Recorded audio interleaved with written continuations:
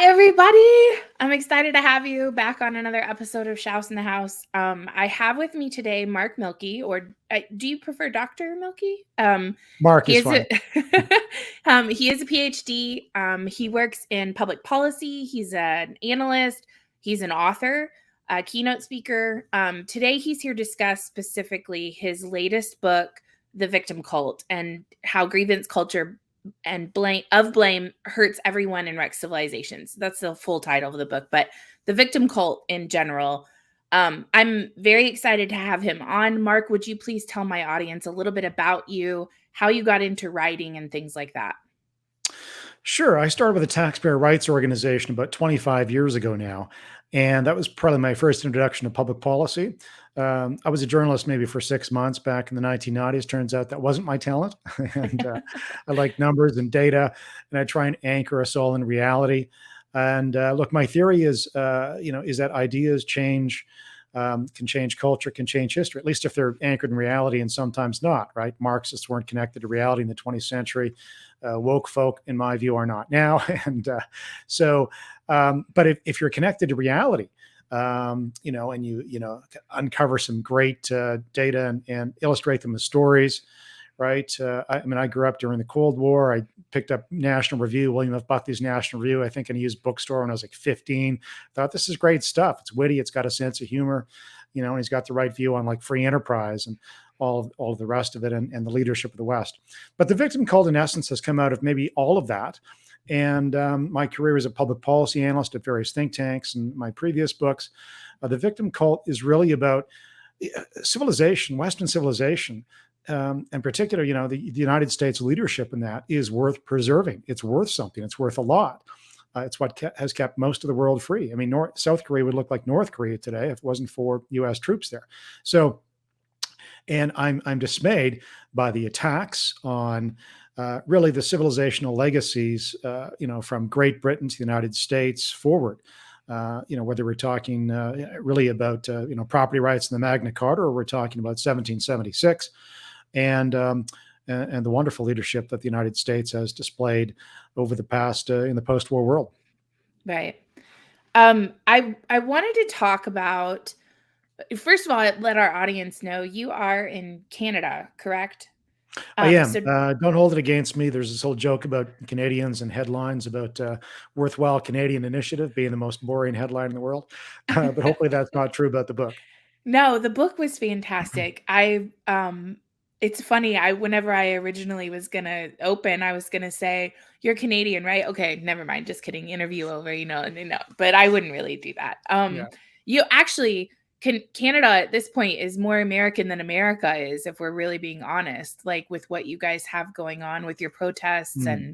and all of that. It's just I'm really proud of you guys as a country right now. So it's Well, thank you. That's a great take on Canada and the truckers' protests. I mean, look, my view in general is we want to be careful whether you call yourself a small C conservative or whatever it is, or a classical liberal or libertarian. One wants to be careful about preserving the institutions built up over time with blood and treasure. But I understand the angst on the part of the truckers and others that they want to kind of get back to normal, and they don't want an overreaching government.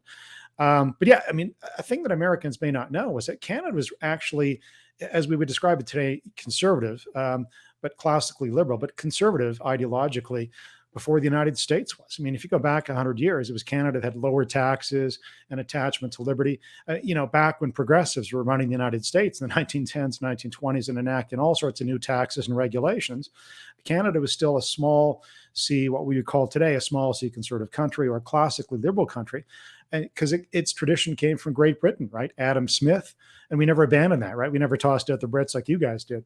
So we did have this tradition of really smaller government and liberty.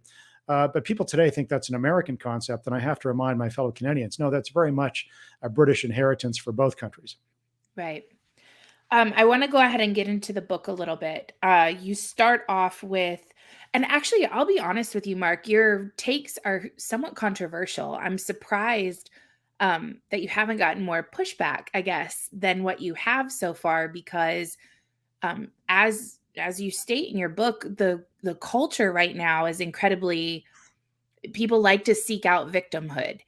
And your book very much calls out anyone who's doing that, from the right-hand side, so the Donald Trump individuals, all the way to institutional racism and things like that. So I wanted to touch really quick. You open with, it feels very much like a boy who cried wolf situation. So, and what I mean by that is, we'll use the Me Too movement and for as Mhm. my example.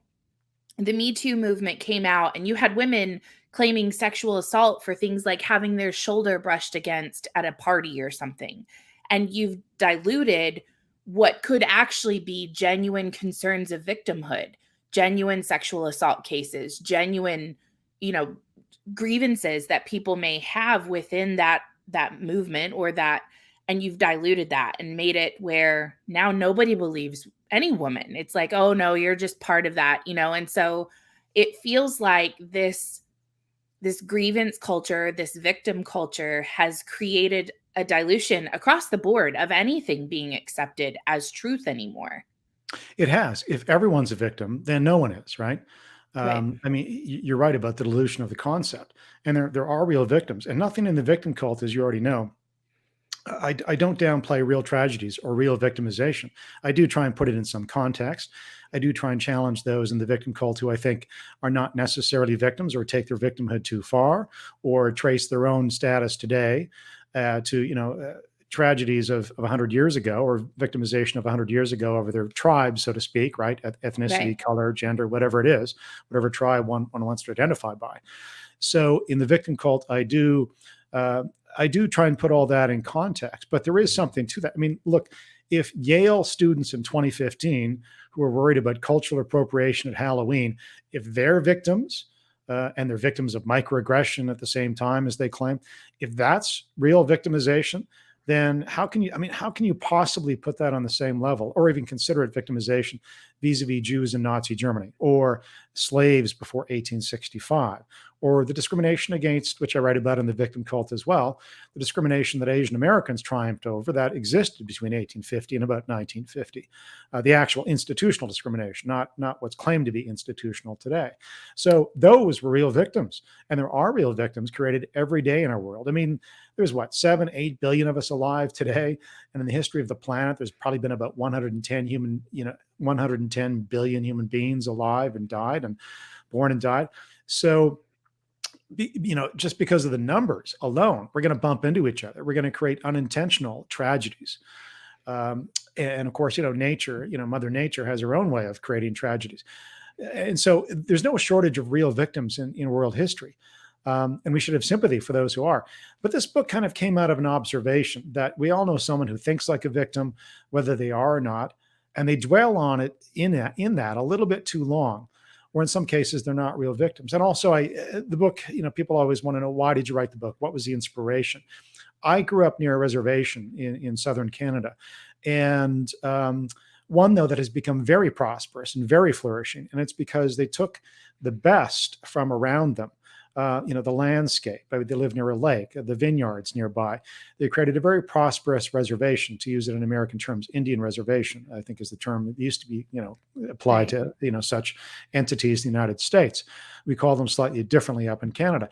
But I grew up near a reservation, and I noticed, and I've noticed since, because I've done public policy on what are called Indian issues or indigenous issues these days. The successful leaders and communities are those who don't forget the past or deny it or whitewash it, but they kind of bracket it and say, we've got to move on. We've got to take the best from what's around us. And that's the history of success that's the history of success on the planet, which is that you beg, borrow, or steal from other cultures.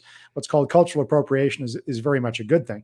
You say, I'm going to take the best ideas from other cultures, even if they oppressed my ancestors, right? I mean, we see this now, for example, and I write about this in the victim cult in Hong Kong. I mean, if you're in Hong Kong, you're latching on to the legacy of the British, right, who ran that as a Right. colony until 1997 and had property rights, free enterprise. I mean, they were more, life, liberty, and the pursuit of happiness. I mean, they were more attached to that than Americans are, or certainly Canadians. And they treasured their British inheritance, not because, I don't know if they valued everything about the British, but vis-a-vis China, Beijing, of course, Hong Kongers wanted a free, an open society, which they're losing now to Yeah. Beijing. But they're a great example of saying, and I've met Hong Kongers. I was there, some years ago and talking to all of them. They very much valued the Western legacy of freedom and individual rights, freedom of the press and free enterprise, again, which they're losing now. And unlike many people in the West at Yale or other colleges, or our chattering classes in the media and in politics, often that downplay the value of Western civilization, especially English civilization, and our inheritances, and life, liberty, and the pursuit of happiness. Again, this is mocked. It shouldn't be, because it came at a great cost. I mean, that's a roundabout way of saying what that. Yeah, there are. There are attacks on this legacy, and I'm very concerned about that. But the most successful, flourishing cultures in the world, whether they're Indian reservations or whether they're territories like Hong Kong traditionally, or whether the United States, beg, borrow, and steal from the best of history and try and bracket the bad stuff that's happened. So I want to go back, because you had mentioned previous oppression and people utilizing that to make themselves victims now, whether that be Asian Americans, African Americans, Jewish Americans, or just Jewish, Asian, or Blacks in general. Here in the United States, you draw the parallels between slavery with African Americans versus the Asian Americans that were the Japanese who were put into internment camps during World War II. And if both are to be, victims, then why isn't the Asian American culture victimizing themselves now? They just turned around and said, you know what, we're going to persevere through this. Why do you think that there's a difference between how that's being treated or how that's moving forward? Why do we find that people are using racism as a victimization for past grievances, whereas the Asian culture isn't? Well, I think simplistic links are being drawn, right? So when you examine census data, US census data, what you find is that on average, Black Americans make less than white Americans, and white Americans make less than Asian Americans. Now, people, kind of stop before they get to the Asian American incomes and go, well, the differences in outcomes on average must be due to racism.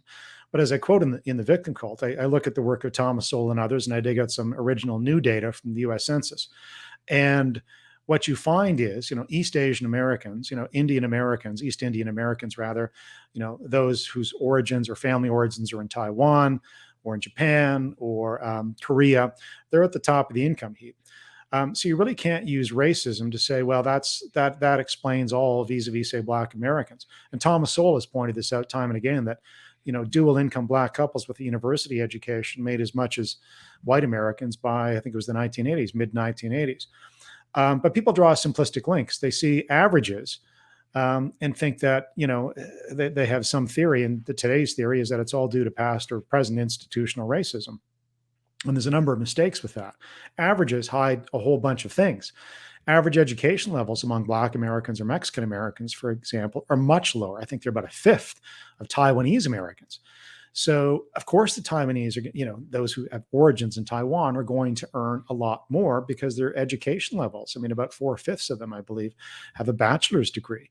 So, of course, they're going to earn more. Of course, their averages are going to be higher. So it's not due to racism. And then there's the shibboleth about institutional racism. Institutional racism in the United States and in most countries was real, and most countries still is. The United States wiped away institutional racism with reforms in 1964, in 1968, and 1972, the Civil Rights Act in 1964. Now, you can meet a person who's bigoted. You can meet someone who has personal prejudice. But that's not the same as institutional racism, where certain neighborhoods wouldn't allow in Black Americans or Jewish Americans or Chinese Americans, say in 1930s or whatever.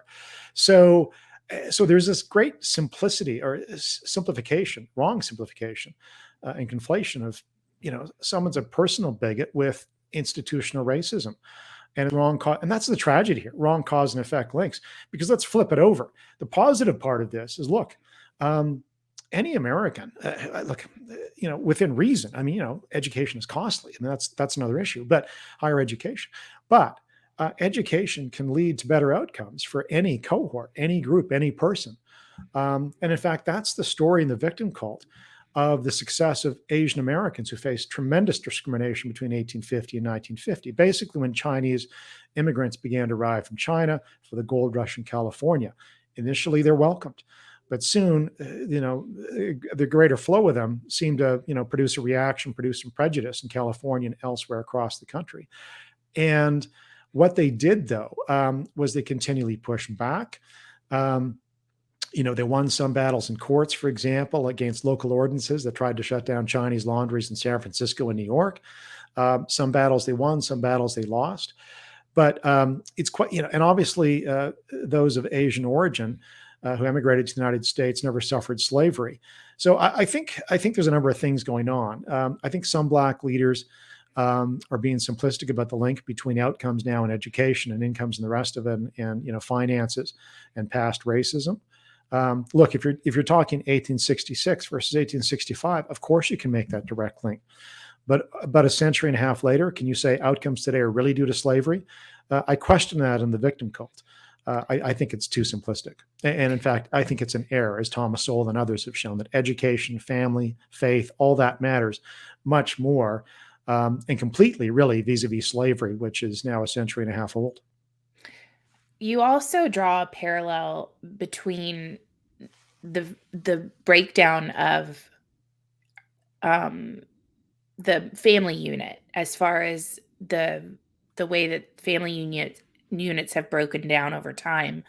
And I use this example, but I want to be really careful about how I say it, because again, like I'm white, so I have a different experience than some people, but I went to school with a Black student and we had the same teacher. We were given the same book. We were given the same school to rise through. They didn't get a different education than me. They weren't put in a different classroom. We were given the same. The difference was when she went home at night, her mom had to work 2 jobs because she was a single mother. I had both of my parents at home to help me with my homework and things like that. So her struggle wasn't in the classroom. Mm-hmm. Her struggle was having help at home when she got there. And I Right. think that is a very big difference for many families, white Mm-hmm. or Black. I mean, you Mm-hmm. can draw that parallel for people in any sort of race, that if you have a single parent household, your life growing up is different than a family with both parents in the household. And you talk about that some within the book. What is some data or some research that you've come across that correlates with that? Well, again, if you look at the in the numbers in one of my early chapters in the victim cult, what you'll see is, and this began to be identified in the 1950s and in the 1960s, that the Black family was breaking down vis-a-vis other Americans, and that this was going to have consequences. And there was a famous paper that came out of the 1960s from Daniel Patrick Moynihan, later a Democratic senator from New York, but at the time working in the Department of Labor, who said this is a concern because we know that this is going to affect the ability of Black families to succeed. Now, the reaction to that was pretty fierce. It was like, well, you're blaming the victim. I mean, there was actually a book written in 1972 by that name. But Moynihan's point and my point is, no, nobody's blaming the victim. We're simply pointing to a sociological development. And that realistically, yeah, it's easier to manage a family with 2 parents as opposed to 1. It's easier to manage kids with 2 parents. And so that is a problem. And what you see again is, for example, American families of East Indian origin or background are divorce is very rare, family breakdown is very rare. Now that could be both good and bad. I mean, that's a separate issue. I mean, Sure. sometimes cultural norms can trap people in marriages and families they shouldn't be in. But that's a separate issue. Right. If we're simply talking about what leads to better incomes, or what leads to educating your kids, having the time to go over the homework with your child at night, obviously 2 parents matter. And that was the point of Thomas Sowell, who's also, and again, back to the racism charge. The notion is that you hear this simplistically. Well, it's slavery that caused the breakdown of the Black family. Again, Thomas Sowell, the famous Black American economist, who's 91 and has written on this for 50 years, has said, and I quote him in the book, has said, no, in essence, I'm paraphrasing, but no, the Black family began to break down in the 1950s. There wasn't like this delayed time reaction of 70 or 80 years in slavery, where all of a sudden the Black family began to break down, changing cultural norms. The welfare state is something Thomas Sowell blames for the breakdown of the American Black family, and so on and so forth. So, and your observation is absolutely correct, Heather. both you and your friend had similar education, had the exact same education. The difference was at home. And again, that's not to blame the victim. It's not to blame single parents. If you're going to step back and look at the statistics, you have to say, this is what's happening. Maybe this explains outcomes in education. Maybe this explains outcomes in incomes, more than blaming slavery, which has been long dead, or even institutional discrimination. So again, there was much more institutional discrimination, real hard prejudicial walls, as we all know, until the 1960s, where Black Americans couldn't go to the same restaurants as whites in some cities, couldn't even in places like Chicago, as Walter Williams and others write about. So that existed, and yet education levels were rising among Black Americans until the 1950s, and in some cases since, in selected examples. So even the prejudice of the era didn't keep Black Americans from beginning to improve their lot. What eventually, has messed up the statistics, so to speak, or the improvements, again, is the breakdown of the family. And of course, this is also happening in white American families too. I mean, what's the book from 2012 on this? Got it somewhere on my shelf. That traced the breakdown of the white American family since I think it was 1980 as well, and showed similar patterns. So the victim cult is really about, again, trying to get to the core of some of this stuff and say, okay, regardless though, again, there's no shortage of examples of why people are in bad situations or victimized or tragedies, right? Somebody has a single parent who has to work 2 jobs, loves them to death, but doesn't have the time to spend with them on homework. And maybe their grades suffer as a result. Someone else has suffered prejudice, especially someone who's, if you're 70, 80 years old, you remember a real institutionally prejudiced age in the American South, and maybe even in places like New York to some degree. If you're Thomas Sowell, you remember the prejudices of the 1940s and 50s and 60s. So, but the victim cult is about saying, okay, we understand all of that's happened. And everybody has had some victimization in their past. My grandmother was a victim of World War I, really, where she was shipped around Europe as a child refugee and never learned how to read or write. But she never used that as an excuse not to succeed in her own life. And when she came to Canada, so the victim cult is about trying to bracket all that and then saying, okay, by the way, what happens if you have an entire culture or country where people believe they are deeply victimized? And maybe that's where you want to go next, Heather. I mean, there are some warning signs I write about in the victim cult and examples of societies that have gone down this road where a good chunk of the population believes they're victimized, rightly or wrongly, and it leads to really murderous ends. I mean, to get a bit heavy, but that's part of the victim cult as well. I write about some pretty serious examples in history of how this can really go off the rails if people keep thinking of themselves as victims and convince everyone else around them they are too. Yeah, I love what you do with you'll kind of flip back and forth within the book. You'll go, here's a modern day example, here's a historical context where this is not going to play out well if we don't fix this. I really enjoyed how you did that throughout the book. Before we go historical context, I do want to touch on, because you briefly mentioned it in the intro, but hold on, I want to make sure, because I have all my notes like right here on my thing. The title of the chapter is where you said the fake victimhood of 20-something totalitarians. Right. Yeah. I absolutely love that because it's 100% accurate. But the examples that you use, I want to specifically talk about Brett Weinstein.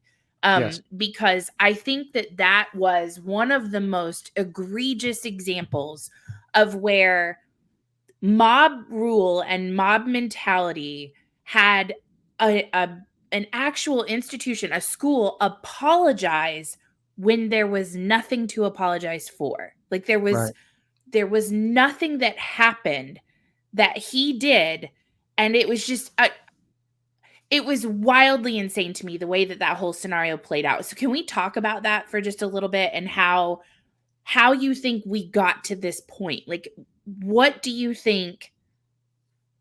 How do you think we got here at this point? Well, and I'll explain the Brett Weinstein example in a moment at Evergreen College there in Washington State. But to answer the last question first, how we got here, I think there's a lack of historical understanding. And I think there's bad cause and effect links made often. I think perhaps the decline of faith or other allegiances has led to an identification with one's, people need to identify somehow, they need to put themselves in some sort of context. If they're not identifying themselves by particular faith or nationality, right, and proud of, say, America, maybe I think what's happening as well, and this is not just an American phenomenon, it's happening around the world, people begin to identify with what's obvious, their skin color, their ethnicity, that sort of thing, which can be really dangerous because you can't change those, of course. And Right. that's why I think this identity politics movement is so dangerous. But with Brett Weinstein, so a professor at Evergreen College in Washington State, I guess traditionally there was this day once a year where Black students and Black faculty would leave. And this had been a tradition for some time, and it was their way, or it was a tradition because they were trying to say, this is what used to happen, where basically, Black Americans were invisible or shunted to the side, and it was their way of reminding, I guess, their colleagues and others that this was what it was like for some people way back when, or in select communities around the United States pre-civil rights. Okay, fine. What they did though is they flipped it one year and said, we actually think of a different skin color, in other words, Caucasians should leave campus. And Brett Weinstein, who's progressive, he's liberal, he voted for Bernie Sanders, he opposed both Gulf Wars. I think he's pretty much a Marxist in economic views. He just said no, and maybe his Jewishness had something to do with it as well. He understood, as some do and should, that the individual is what matters, and that the tragedy of much of history has been when you don't treat individuals as individuals. You treat them as Jews in Germany, you treat them as Blacks in the American South, and in the entire United States during the period of slavery and afterward. You're segmenting people, not you're not treating them in law and policy as equal individuals before the law. You're treating them as different based on their color and ethnicity or gender, right? Women didn't receive the vote, I think it was until 1918 in the United States. A reintroduction of segregation. Right. And that's, again, a modern mistake, a modern example of the identity politics movement. Now, this is another outgrowth, but to finish off in Weinstein. I'm sorry. No, it's okay. Just so the listeners understand what happened there. Weinstein said, no, I'm not leaving campus. And then he was basically hounded off. There was a mob that showed up after his class, and you can see them becoming increasingly agitated and yelling at him and telling him to leave. And there's the threat of violence. And in fact, he's told by the administration, you may want to leave. And at one point, and I describe it in the book, you can see, and if you click through the video of Weinstein, being harassed, you can sense the danger that's coming. Well, he does leave campus and never returns, and engages in a settlement with Evergreen College. But I mean, if you can't, as a Jewish white person on a left-wing campus, say, I'm not giving into identity politics, I don't believe that we should congregate by color. I mean, that shows you how far the woke revolution has penetrated and how dangerous it is. Okay, so let's talk historical, right? So it feels like socialism is infiltrating in a way that I would have never thought possible, certainly not in the United States. And that the next step is communism. We're getting to the point where these universities are breeding grounds, in my opinion, for this. Well, it didn't work there, but that's because they didn't do it right. And it's like they keep wanting to try this collective mind system where from each their ability to each according to their need. Like it's just, we're starting to get to this. And victim culture, in my opinion, is a step on that stone, on that path where, okay, well, I feel like I'm a victim, so you must adhere to my pain. I feel like I need your money because I can't earn it. It's a very, it feels like it goes side by side, or it coincides with one another. Am I wrong about that? Or? Well, I would describe it slightly different. I would describe it this way. I think what's happening, I don't necessarily think socialism or communism has quite the ideological attraction it did in the mid 20th century or later, before or later. I think what's happening though is, of course, you've got a generation that doesn't, remember the Berlin Wall, or the difference between East Berlin and West Berlin, right? I mean, I visited Cuba about 14 years ago now, and I saw what communism does. I never got to East Berlin, but the same principle applies. And it's this progressive notion, though, that everything can be corrected from the top down. And so, again, people make simplistic assumptions. So there's a number of things going on. One, there's a misunderstanding of the economy. if you look at differences in outcomes between groups, Black Americans, white American, Asian Americans, others, and you see differences, then you think, oh, it must be due to discrimination, which again is ridiculous. Because whites are kind of in the middle of that, not at the top of the income heap. And there are the other factors that we talked about.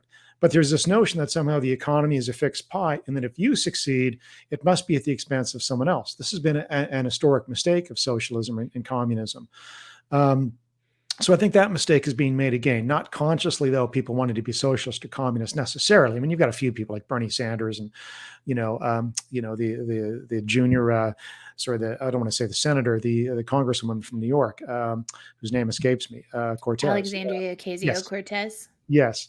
And so you've got a few self-professed socialists, perhaps. But I think it's more that people don't understand the economy is not a fixed pie. It grows. And your success doesn't mean it's taken from me. We can both succeed. In fact, that's why the economy is bigger in real terms after inflation now than 2 centuries ago or 50 years ago or 5 years ago. So I think there's an economic misunderstanding. But then also there is this notion, a very simplistic notion, that any disparities in outcomes must be due to racism. I mean, it's again, so you're ignoring education, you're ignoring geography. A greater proportion of Black Americans live, for example, in the South still. And we know that for every American in the South, incomes are lower on average than the Northeast or the Western United States. So that also explains differences in outcomes, geography, and along with education, along with family breakdown. So there are a number of things going on. But you touched on something a moment ago that I think is worth also going after. There is this infatuation with pure culture today, which explains the growing movement towards, say, Black graduation ceremonies or Indigenous, kind of separation from the mainstream.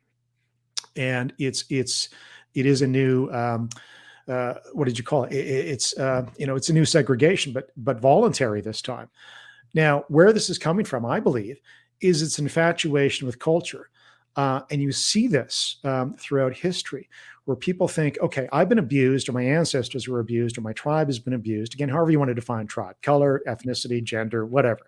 You're all NASCAR fans, whatever it is, however you want to identify yourself as, your main priority, what you think you are. My tribe has been abused in the past or now. And so there's a defense mechanism that goes on that says, okay, especially once maybe you beat back the discrimination, real discrimination and the rest of it. And you say, okay, to succeed, we need to be culturally pure. We need to kind of renew respect for our own roots. So again, there's some sense to that. I mean, if you're, an Indian American, a Native American, and, maybe some of your culture was, suppressed in some select cases at some points, well, okay, you may want to bring some of that back for your own purposes. Right. People do that. But here's the danger. That's not going to save you because, again, cultural appropriation, cultural borrowing is a good thing. And the notion that pure culture will save you is really dangerous because it excludes other people. It excludes learning from others. And so let me give some clear examples from history. Europeans used to have what? Roman numerals. Try and imagine a math class trying to figure out how to add, X, Y, XII times, VII. Like, we never would have progressed as a society anywhere in the world with Roman numerals. Well, Europeans borrowed Arabic numbering. I understand the Arabs borrowed it from the Indians. So that was a good example of cultural borrowing. Now, the danger, let me give you a clear example from the victim cult. This notion that we should be, pure in culture and that will save us. It is defensive. It is a defense mechanism. Germans went through this in the early 1800s. They've been occupied by the French. They were victims of the French. And then they beat back the French. And they looked back and said, how did that happen? Well, we weren't strong enough. We weren't pure enough. And they look back to Frederick the Great, an emperor who had, conquered much of Europe, as Germans do every couple of centuries, and said, let's go back to Frederick the Great and be pure Germans. Now, what did that mean? Well, in the context of the early 19th century, it wasn't about race yet. It was about culture. You have to be born in Germany. It was partly about race. You had to be, Protestant for the most part. You certainly couldn't be Jewish. And even if you converted to Christianity in Germany at the time, you weren't accepted really as an authentic German. Right. There was this notion of blood and soil. But they became enamored by this notion of pure German culture in a variety of ways. And this went on for 60, 70 years. And then they glommed on to pure race, which the Nazis picked up in the 1930s. But Germans were infatuated with this notion for a very long time. But the danger was, of course, when you become infatuated with your own culture, whatever it is, it excludes other people. Um, and you don't learn anymore. I mean, the Germans, it wasn't just Jews that, deep sort of German nationalists, were opposed to. Germans were opposed to, the British, the English, and liberalism, as we would understand it, classical liberalism, free enterprise. They were collectivist in their mindset. They didn't value the Right. individual. And we know where all of that led. It led to the destruction of the land of Bach and Beethoven. And Germany became known for what? Dachau and Bergen-Belsen, concentration camps. And that's actually where the subtitle of the victim cult comes from, where victim cults, and Germany was one between 1800 and 1945, victim cults can destroy entire civilizations. It destroyed German civilization, the best parts of it, pre-Nazi, and it almost destroyed English civilization and American civilization because of World War II. I mean, if the Nazis had won, that would have been it for Great Britain, and America and Canada would have been little islands in the sea of tyranny around the world. Do you see, like I said, and I'll admit to my audience, I haven't completely finished Mark's book yet. I'm very close, but do you see any way out of this for us? I mean, history certainly is a lesson for many people to learn. However, it seems that nobody cares to actually pay attention to it. So, what are some things from a Mm. cultural perspective that you see where we could prevent this escalation that we're seeing with the victim cult? Well, I want to be careful not to be glib. As I mentioned to people, with respect to Tony Robbins, and God bless him, this is not a 1, 2, 3 how we can exit Right. victimhood. I think that would be that would treat the subject matter a little too lightly. The victim cult is really about warning people, and yet giving some positive examples, as I mentioned in the case of Asian Americans, about not getting stuck in a victim narrative. It's really dangerous for communities. Nonetheless, I mean, there are lessons to be learned from history, and American history included. And Asian Americans, who form, 2 chapters in the last part of the book, are the best example of that. Where, uh, y- as I said at the beginning, I'm not telling people just accept your victimization when it's real, right? You shouldn't. You should push Right. back. So there's some wonderful stories in the victim cult of, say, Chinese Americans early on, Chinese immigrants at this point, I guess, in the 1860s and 1870s, um, who pushed back against prejudice of their era. One example, John Engler, governor of California, says, "This is a country for whites only." Well, there's an early Chinese arrival who's very eloquent and writes to the governor of California and quotes the Bill of Rights and quotes the Constitution and says, "This is a land of opportunity for everyone, and your views are false in the extreme, and you know it, Governor." There are other examples of an early labor leader, a Japanese American, who says, "Look, the Union movement was very strong in the late 1800s, and there's a Japanese American who wants Japanese to be allowed into the Union movement, but they're very prejudiced at this point, and they're gatekeepers. You have to be white, and they see Asian Americans as as I didn't want to describe it. I describe it in the book. It's horrifically prejudiced. So." But he forms his own labor union, and he keeps writing to the American Federation of Labor saying, "Listen, I believe in your principles of union solidarity. Let me in." They don't at that point. And nonetheless, they keep trying. The interesting thing about now, again, these cultural silos or Black only events, and it's not just Black Americans, it's others, and it's selected people. Let's not overgeneralize. The difference between now, where people seem to be heading towards cultural isolationism, again, is the best way to put it, and a century ago in the late 1800s, is new arrivals to the United States and those who've been here for some time but are a minority community say, "I want to be part of the mainstream." And that was deliberate. They didn't want to be segmented into Chinatowns only, or Japanese Right. sections of Los Angeles. They wanted to join the mainstream. And had they not taken that view, they would have actually given in to the racists who wanted them separate. And they said, "No, Right. we want in. And we want to succeed in your society." Now, they wanted to bring their own traditions, their own cultures, and that made sense. And in fact, that's exactly what they did. And the wonderful stories of Asian Americans in the victim cult are about how it's possible through education and entrepreneurship and fighting back in the courts and in politics. So we want a place at the table. And in fact, they help America fulfill the traditional American dream of life, liberty, and the pursuit of happiness for all, based on the individual, which is where America always wanted to go, right? That was your founding ideals, even if Right. imperfectly delivered, obviously. We're Right. all imperfect, all countries are imperfect. Long answer to a short question. But I do think there are examples. especially in the education. I mean, I'll end with this and we can go on to the next question. But there's some wonderful data in one of the chapters in the victim cult on Asian Americans. In 1910, their children are graduating at rates from high school and college at rates slightly lower than white Americans. But by 1920 and 1930, the children of those of Japanese and Chinese descent, because the data is there, are graduating from high school, attending high school, and graduating from college at rates higher than white Americans. And this is during the most discriminatory period in American history against Asian Americans. Now, what I drew from that is parents of that in that era are saying to the kids, go to school, you're going to get an education, you're going to succeed. And they do. And that actually sets the groundwork. That's the framework for what's now a cliche, the rise of Asian America, right? The rise of the Pacific class, as I call them, to be at the top of American society and incomes and other ways.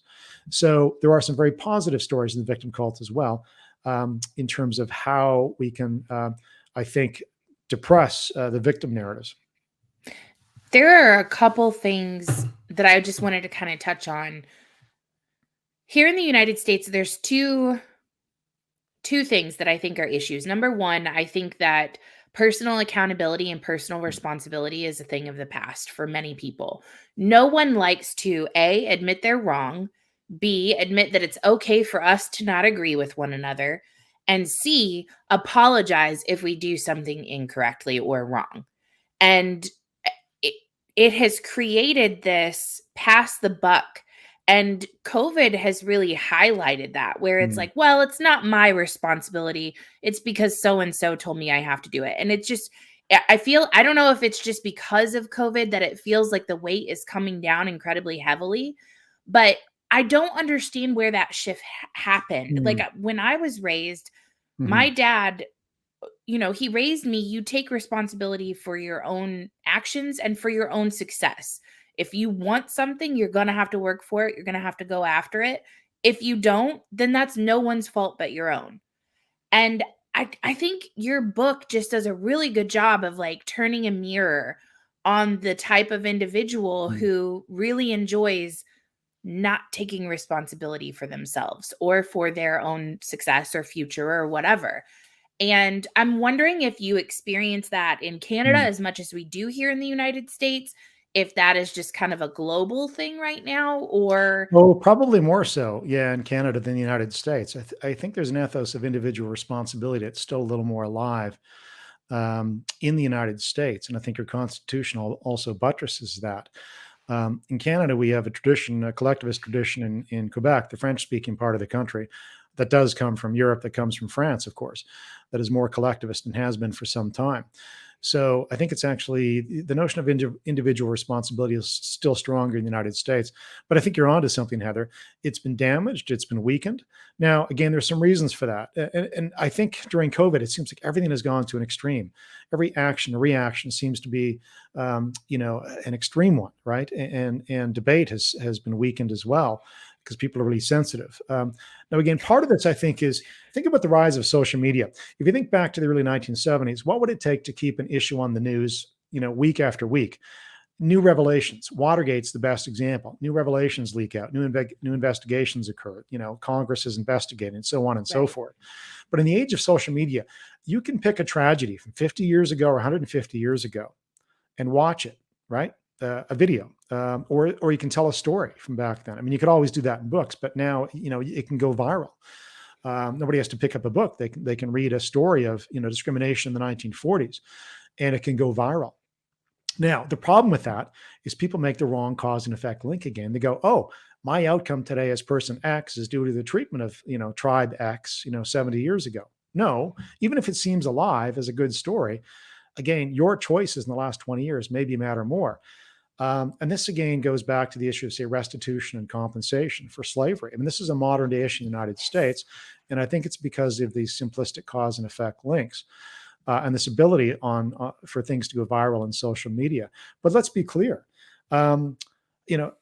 individual responsibility does not necessarily negate an apology or restitution or compensation. But what I try and do in the victim cult is bracket that and say this is more an art than a science. Clear examples. Late 1700s, the Quakers released their slaves and give them compensation. They're obviously deeply religious, deeply Christian, and they say, look, we have committed a great evil, and we owe you, to say the least. And of course, even money will never make up for, the evils of slavery. But the Quakers did their best, and there was restitution. There have been other examples where, after the Holocaust, the state of West Germany pays the state of Israel money for the Holocaust. And again, nothing can make up for the Holocaust, but it was symbolic. Now, the reason I don't agree with compensation for slavery today is because it is 150 years ago. Because, in fact, there were abolitionist movements from the 1820s forward in the United States and elsewhere that fought slavery. And I think it would be simplistic for the government today to use, transfer money between taxpayers based on slavery. I think the closer you are to an event, the more cause there is for taking responsibility for it. So the Quakers for slavery, the banks for redlining in the 1920s or something, or compensating Japanese Americans for interning them during the war, as also happened in Canada to Japanese Canadians. There was some compensation, and arguably not enough, for stealing their property, for imprisoning them. So I think the concept of responsibility, though, you're right, has been damaged.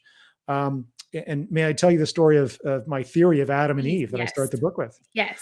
So most of your viewers are probably familiar with the story of Adam and Eve from Genesis. So this is a creation narrative. And Adam and Eve, what happens, God creates Adam and Eve in the story. And he says, look, enjoy this beautiful garden here. The one thing you can't do is pick fruit from the tree of good and evil. That's the only thing I'm asking you, don't touch it. Well, of course, like any 14-year-old, when somebody tells you not to do something, what do? You do it. So Eve is tempted by the snake. She grabs fruit from the tree, gives it to Adam. He takes it. And now we have the 19th Amendment, and we shouldn't. No, I'm just kidding. Yeah, exactly. And but what happens? The blame game begins. And this is to your point about responsibility. Does anybody take responsibility and say, I'm sorry, God, I disobeyed? No. Eve blames the snake. Adam blames Eve. And in fact, Adam even blames God. He says, well, God, you gave me Eve. Why'd you even put it in here? Yeah. Yeah. Nobody takes responsibility. Now, this, in a modern sense, this seems to be part of human nature. Maybe that's our first instinct. We're defensive, we're scared. You're talking to the deity, you're talking to God. Of course, you're going to be a little defensive and scared. He's got all the cards. And so it seems to be endemic to human nature, though, that, we have to be taught to take responsibility and see the virtues of that. And of course, there's the other tragic story of Genesis where Cain and Abel, Cain and Abel give a sacrifice to God. God rejects Abel's, accept Cain's. Cain is mad. God says, don't be mad, just do the right thing next time. He doesn't listen. Cain doesn't. And I have this theory in the victim cult, as you know. Let's take a different look, a more sympathetic look at Cain. Maybe God is acting like a Greek deity at this point, not the Jehovah of the Old Testament, Right. Maybe he's not the rock solid God of the Old Testament. Maybe he's more like a Greek God at this point. How was Cain supposed to know not to bring vegetables? Maybe some theologian can correct me on that. But nonetheless, I play with the story a little bit and say, maybe we should at least be sympathetic to Cain. He doesn't know what he's doing. And yet God rejects the sacrifice. But what he doesn't do, and this is key, he doesn't actually go to the source of his problems. If the source of his problem is God, maybe you should argue with God. Yeah. I mean, he argues, in the Old Testament, we have other figures that argue with God. Jonah, Lot, Moses, Noah. Maybe not Noah. Moses, though, certainly does. They actually debate God in some things, and sometimes they win. But Cain doesn't do this. Instead, he does what victims always do. These chronic victims, they blame someone else. So they don't take responsibility. They don't argue with the source of their problem, and they blame someone else. And in Cain's case, he argues with Abel, he murders Abel because he's jealous of his brother. And when God comes along and says, where's your brother? I mean, you can almost see the sneer on his face. Right. Am I my brother's keeper? Well, yes, you are. And you've murdered your brother. And God confronts him. And even then, Cain does not take responsibility. Right. So you're absolutely right. There's something in human nature where we don't want to take responsibility. Now, this, by the way, is very un-American. I mean, I think of Americans as the Harry Truman types. The buck stops here. So I do think there's great potential for it to come back. But briefly, I mean, you see it all through American society. Yale college students, I'm a victim of microaggressions. Really. Donald Trump, a self-professed billionaire. I know some of your listeners will love Donald Trump. Some will hate him. That's not my point. It's not a political book. The victim cult is about these, what I think are fake narratives. When Donald Trump claims to be a victim, really? You're a billionaire from Manhattan? You become president? I mean, how many people get that chance? And yet he complains about Megyn Kelly asking tough questions in a Fox News interview in 2015. Right. Like, please, Donald, don't go there. It's embarrassing. Yeah. You did. Hold on. I wanted to pull up this note real quick. On the, I wanted to talk about what Donald Trump's perceived victimhood that he had has translated into, right? You have 50% of the population believes in their heart of hearts that this election was illegitimate. And it's gotten to the point. Now, again, I know the book is not supposed to be a political book, but I'll give you my perspective just to give you a scenario. So you mentioned in your book the piece of legislation, well, not legislation, the piece of law that was taken to the Supreme Court by Texas, where the 23 or 26 different AGs with the different states signed on board to say our citizens are issuing a grievance that their vote was discounted by illegitimate votes in other states. And I caught myself reading your book, and I was kind of mad at you for a second. I was like, but I did feel disenfranchised in that moment. I did feel like a victim whose vote didn't count because not because of Dominion, not because of illegal votes, not because of dead people voting, but because those states circumvented election law and allowed different types of situations to take place. So, but the problem was you had the Giulianis, the Donald Trumps, all of the people talking about these crazy voting machines. And what it did was, in my opinion, it diminished our voting system. Why didn't we let that work itself out so that people could feel like coming up in 2022 that this isn't a lost cause now at this point? And so you're 100% correct in the victim cult.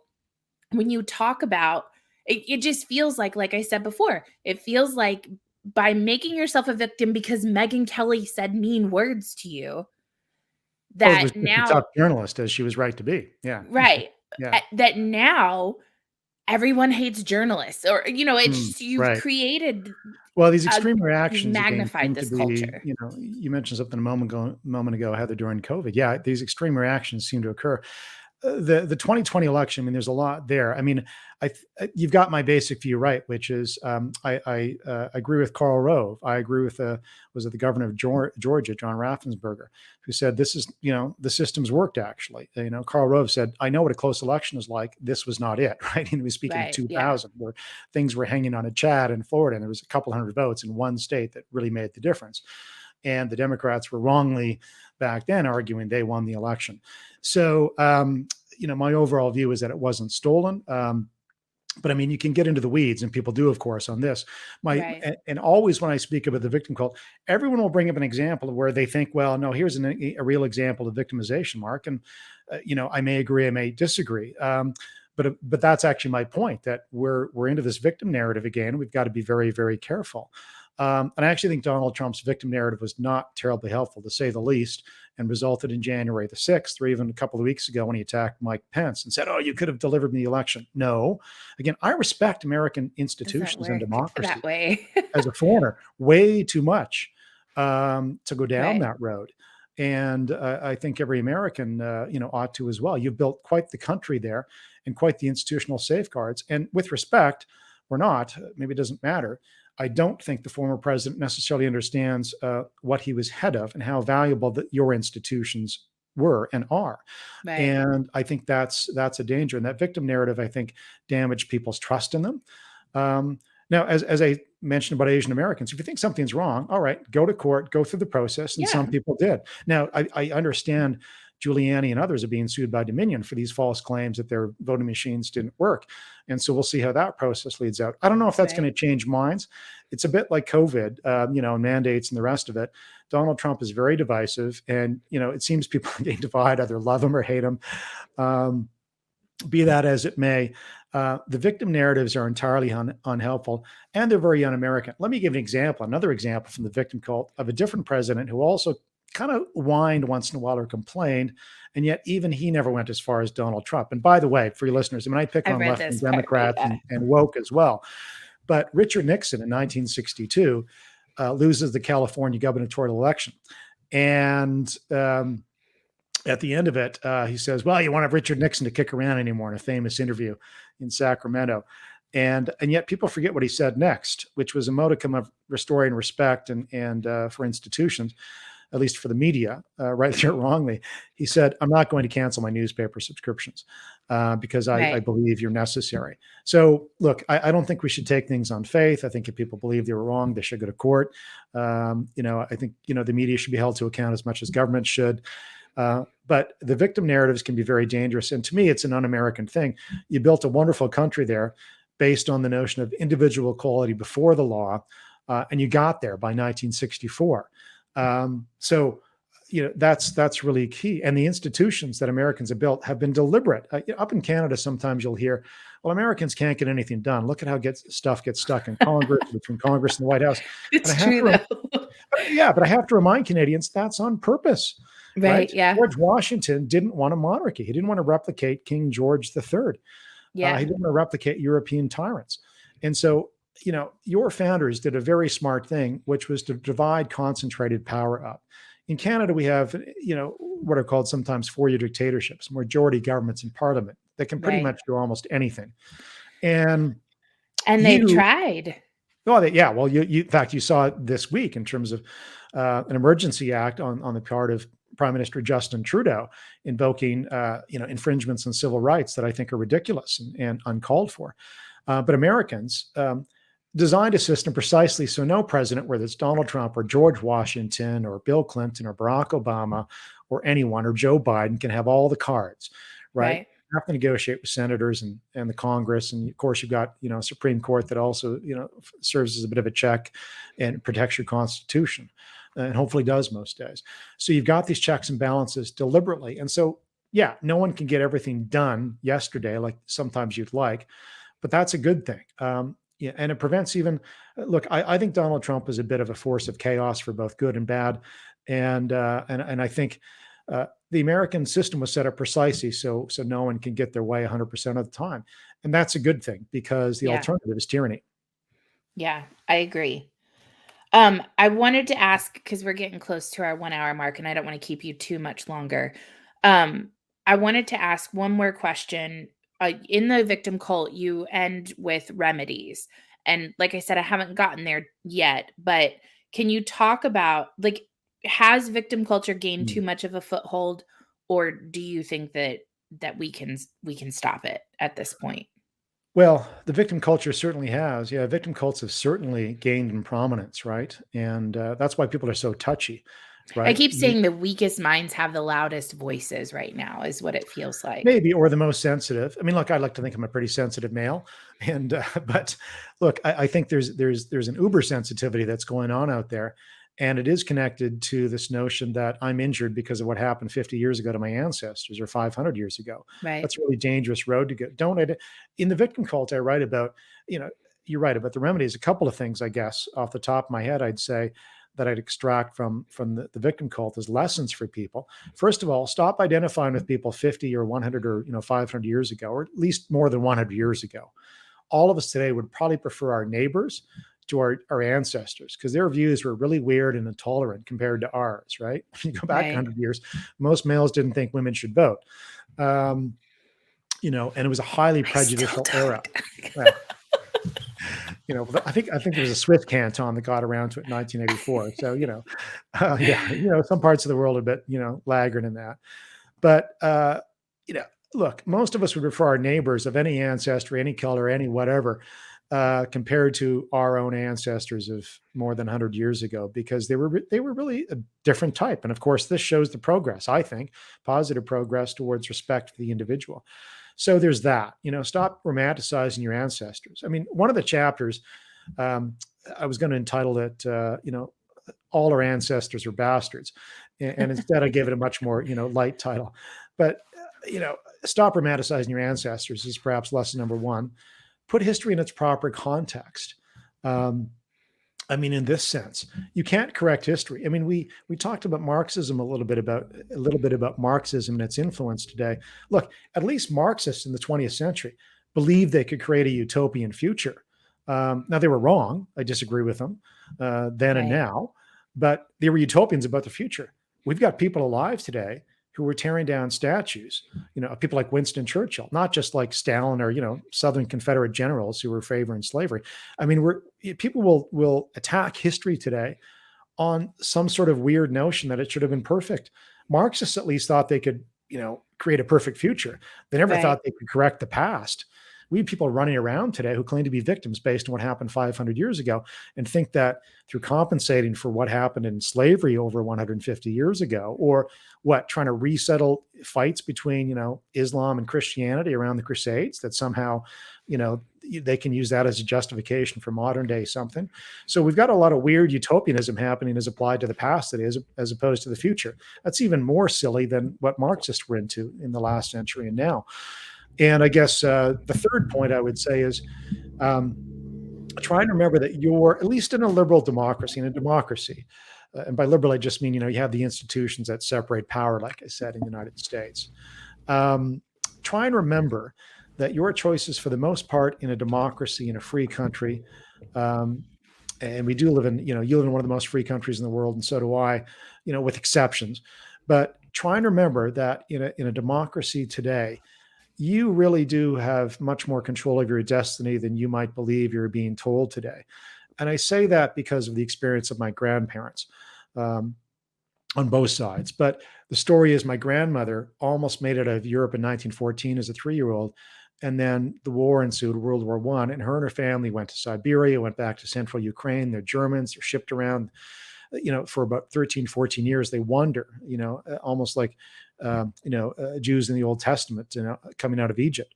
They finally make it to Canada. They lived through the Great Depression. My grandfather's side had some tragedies as well, but I never remember them complaining as I was growing up. Right. Um, in fact, I remember them being very grateful for having made it to North America. In my case, Canada, but they might have shown up in the United States. I've got ancestors there. I've got a great great grandfather who fought on the side of the North and he's in a Civil War uniform, and he settled in Wisconsin. Um, Now, my It's kind of grandparents, I awesome. remember growing up seeing red roses in the front yard and some fruit trees in the backyard. And the fruit was similar, I believe, to what my grandmother would have experienced as a young girl in central Ukraine as a girl growing up, and even later. And they never, and I remember as a kid, one time I saw my grandmother sign a document, and she signed it with an X. And I didn't understand why. And I asked my dad, and he said, well, she never learned how to read or write because she was a child refugee. But I never remember her complaining about that. Instead, they made the best of the world. And frankly, their choices were much more determinative over time than what happened earlier in their lives. And similarly for me, I could claim to be a victim, I guess, of what? Her tragedies of World War I or the Great Depression or whatever. Um, and they had some property in the city where I grew up that, if they'd held it till, they passed away, I'd be a rich man today. They didn't hold it. Now, but my choices are much more determinative, right? If I'd lived my entire Well, now life. you're a victim, Mark, because your Right. parents didn't hold over that property. Exactly. So, but I mentioned that example because, my choices are much more determinative, right?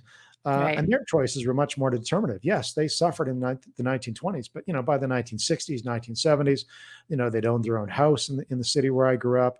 They were never rich, but they were solid middle class people. And my grandfather was, I don't think his education went past grade 3, and he used to build houses, blue collar houses.